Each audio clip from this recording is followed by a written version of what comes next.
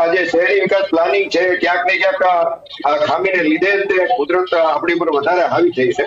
બાકી તો આને કંટ્રોલ કરવું શક્ય પણ બની શકે, કેમ કે દરેક સિટીમાં એક પ્રકારનો પ્રોબ્લેમ ન હોય. અમુક એકાદ સિટી બે સિટીમાં હોઈ શકે છે, પરંતુ આ એક કોમન પ્રોબ્લેમ છે. એટલે વધારે આપણે એને માનવીય આપણે એને કહી શકીએ. અને એ જ રીતે આ શહેરી વિસ્તારની તકલીફોમાં ખેડૂતોનો પ્રશ્ન આમાં અત્યારે ક્યાંય દબાઈ ગયો છે.